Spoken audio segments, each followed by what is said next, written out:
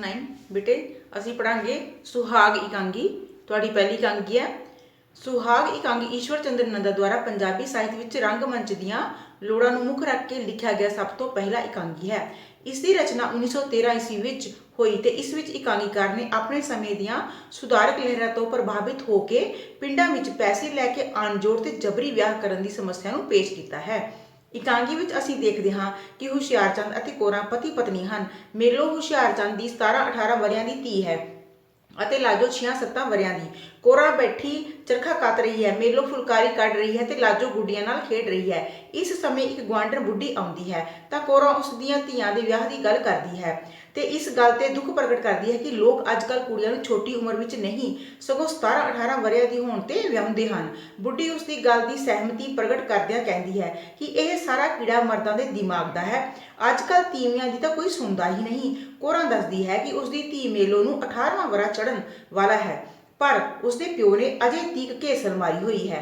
ਬੁੱਢੀ ਕਹਿੰਦੀ ਹੈ ਕਿ ਜੇਕਰ ਉਹ ਜਰਾ ਜ਼ੋਰ ਦੇ ਕੇ ਕਹੇ ਤਾਂ ਉਹ ਆਪੇ ਹੀ ਇਸ ਕੰਮ ਵੱਲ ਧਿਆਨ ਦੇਵੇਗਾ। ਬੁੱਢੀ ਇਹ ਵੀ ਕਹਿੰਦੀ ਹੈ ਕਿ ਹਾਲ ਦੀ ਘੜੀ ਤਾਂ ਉਹ ਵਿਆਹ ਕਰਨ ਤੋਂ ਡੱਕੇ ਹਨ ਕਿਉਂਕਿ ਪੰਡਤਾਣੀ ਦੇ ਕਹਿਣ ਅਨੁਸਾਰ ਕੱਲ ਤੋਂ ਸਿੰਗਤ ਪੈ ਜਾਣੀ ਹੈ, ਭਾਵ ਕਿ ਮਾੜੇ ਦਿਨ।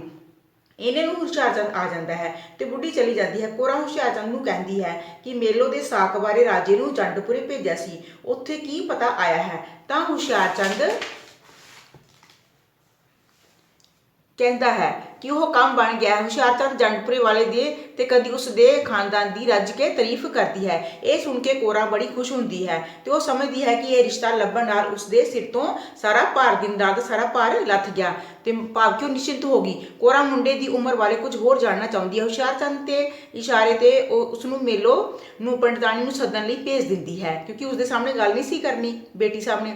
ਇਸ ਤਰ੍ਹਾਂ ਗੁੱਡੀਆਂ ਪਟੋਲੇ ਖੇਡ ਰਹੀ ਲਾਜੋ ਮੇਲੋ ਦੀ ਫੁਲਕਾਰੀ ਚੁੱਕ ਕੇ ਆਪ ਕਢਾਈ ਕਰਨੀ ਚਾਹੁੰਦੀ ਹੈ ਪਰ ਕੋਰਾਂ ਉਸਨੂੰ ਆਪਣੀ ਭੈਣ ਕੋਲੋਂ ਸਿੱਖਣ ਲਈ ਕਹਿੰਦੀ ਹੈ। ਲਾਜੋ ਰੋਕਦਿਆਂ ਵੀ ਪੀੜੀ ਤੇ ਬੈਠ ਕੇ ਫੁਲਕਾਰੀ ਕੱਢਣ ਲੱਗ ਪੈਂਦੀ ਹੈ, ਛੋਟੀ ਭੈਣ ਮੇਲੋ ਦੀ। ਹੁਣ ਕੋਰਾਂ ਨੂੰ ਹੁਸ਼ਿਆਰਚੰਦ ਤੋਂ ਪਤਾ ਲੱਗਦਾ ਹੈ ਕਿ ਮੁੰਡਾ ਦੁਹਾਜੂ ਹੈ, ਉਸਦੇ 2 ਮੁੰਡੇ ਤੇ ਇੱਕ ਕੁੜੀ ਹੈ। ਕੋਰਾਂ ਇਹ ਗੱਲ ਸੁਣ ਕੇ ਨਿਰਾਸ਼ ਹੁੰਦੀ ਹੈ ਤੇ ਕਹਿੰਦੀ ਹੈ ਕਿ ਇਸ ਬਾਰੇ ਲੋਕ ਕਈ ਗੱਲਾਂ ਕਰਨਗੇ ਪਰ ਹੁਸ਼ਿਆਰਚੰਦ ਉਸਨੂੰ ਇਹ ਕਹਿ ਕੇ ਚੁੱਪ ਕਰਾ ਦਿੰਦਾ ਹੈ ਕਿ ਮੁੰਡਾ ਕਚਹਿਰੀ ਵਿੱਚ ਨਾਜ਼ਰ ਰਿਹਾ ਹੈ, ਭਾਵ ਕਿ ਉੱਥੇ ਨੌਕਰੀ ਕਰ ਰਿਹਾ ਤੇ ਘਰ ਬਹੁਤ ਖਾਂਦਾ ਪੀਂਦਾ ਹੈ, ਰੱਜੇ ਪੁੱਜੇ ਨੇ, ਅਮੀਰ ਨੇ। ਉਹ ਉਸ ਨੂੰ ਦੱਸਦਾ ਹੈ ਕਿ ਸਾਡੀਆਂ ਜਾਤਾਂ ਵੀ ਰਲਦੀਆਂ ਮਿਲਦੀਆਂ ਹੀ ਹਨ। ਕੋਰਾਂ ਅਣਚਾਹੁੰਦਿਆਂ ਵੀ ਇਸ ਰਿਸ਼ਤੇ ਨੂੰ ਚੰਗਾ ਹੀ ਸਮਝਦੀ ਹੈ। ਇੰਨੇ ਨੂੰ ਬਾਹਰੋਂ ਪਿੰਡ ਦੀ ਜਿਹੜੀ ਬੇਟਾ ਇੱਕ ਨੈਣ ਆਉਂਦੀ ਹੈ, ਜਿਹੜੇ ਉਹਨਾਂ ਦੇ ਪਿੰਡ ਦੀ ਮੇਨ ਜਿਹੜੀ ਨੈਣ ਸੀ ਉਹ ਆਉਂਦੀ ਹੈ ਤੇ ਆਪਣੀ ਧੀ ਦੇ ਘਰ ਲੜਕਾ ਹੋਣ ਦੀ ਖੁਸ਼ੀ ਵਿੱਚ ਭਾਜੀ ਦੇਣ ਆ ਜਾਂਦੀ ਹੈ। ਉਹ ਕੋਰਾਂ ਨਾਲ ਮੇਲੋ ਦੇ ਵਿਆਹ ਦੀ ਗੱਲ ਛੇੜਦੀ ਹੈ ਤਾਂ ਕੋਰਾਂ ਉਸਨੂੰ ਜੰਡਪੁਰੇ ਵਿਖੇ ਰੱਜੇ ਪੁੱਜੇ ਘਰ ਦਾ ਮੁੰਡਾ ਲੱਭ ਜਾਣ ਦੀ ਗੱਲ ਦੱਸਦੀ ਹੈ।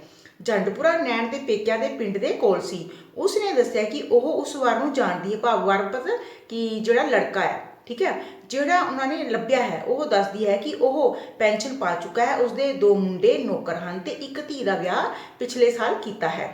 ਇਹ ਸੁਣ ਕੇ ਕੋਰਾਂ ਬੜੀ ਹੈਰਾਨ ਹੁੰਦੀ ਹੈ ਤੇ ਉਸਦਾ ਮਨ ਬੜਾ ਦੁਖੀ ਹੁੰਦਾ ਹੈ। ਨੈਣ ਦੱਸਦੀ ਹੈ ਕਿ ਉਸਨੂੰ ਆਪਣੇ ਪੇਕਿਆਂ ਤੋਂ ਪਤਾ ਲੱਗਾ ਸੀ ਕਿ ਪਿਓ ਪੁੱਤਰਾਂ ਵਿੱਚ ਝਗੜਾ ਹੋ ਗਿਆ ਸੀ ਤੇ ਉਹਨਾਂ ਦਾ ਪਿਓ ਜੰਜੇ ਚੜ੍ਹ ਕੇ ਨਵਾਂ ਵਿਆਹ ਕਰਨਾ ਚਾਹੁੰਦਾ ਸੀ, ਭਾਵ ਕਿ ਉਹ ਕੀ ਹੈ ਫਿਰ ਤੋਂ ਬਰਾਤ ਲੈ ਕੇ ਨਵਾਂ ਵਿਆਹ ਕਰਾਉਣਾ ਚਾਹੁੰਦਾ ਸੀ ਤਾਂ ਜੋ ਉਸਦੇ ਪੁੱਤਰ ਉਸਦੀ ਜਾਇਦਾਦ ਛੇਤੀ ਨਾਲ ਸਾਰੀ ਤਾਂ ਨਹੀਂ ਸੰਭਾਲ ਲੈਣਗੇ। ਇਹ ਸੁਣ ਕੇ ਕੋਰਾਂ ਦਾ ਮਨ ਬਹੁਤ ਖਰਾਬ ਹੁੰਦਾ ਹੈ। ਉਹ ਨੈਣ ਨੂੰ ਕਹਿੰਦੀ ਹੈ ਕਿ ਉਹ ਇਹ ਗੱਲ ਕਿਸੇ ਨੂੰ ਨਾ ਦੱਸੇ। ਕੋਰਾਂ ਇਹ ਸੋਚ ਕੇ ਸੁੱਖ ਦਾ ਸਾਹ ਲੈਂਦੀ ਹੈ ਕਿ ਅਜੇ ਉਹਨਾਂ ਨੇ ਉਸਨੂੰ ਸ਼ਗਨ ਨਹੀਂ ਭੇਜਿਆ, ਭਾਵ ਕਿ ਜਿਹੜਾ ਮੁੰਡਾ ਦੇਖਿਆ ਸੀ ਉਹ ਮਤਲਬ ਕਾਫੀ ਬਜ਼ੁਰਗ ਸੀ ਤੇ ਉਹ ਸੋਚਦੀ ਹੈ ਕਿ ਸ਼ੁਕਰ ਕਰ ਕਿ ਉਹਨਾਂ ਨੇ ਹਜੇ ਉਸ ਮੁੰਡੇ ਨੂੰ ਸ਼ਗਨ ਨਹੀਂ ਭੇਜਿਆ। ਠੀਕ ਹੈ ਬੇਟਾ, ਓਕੇ ਬੇਟਾ।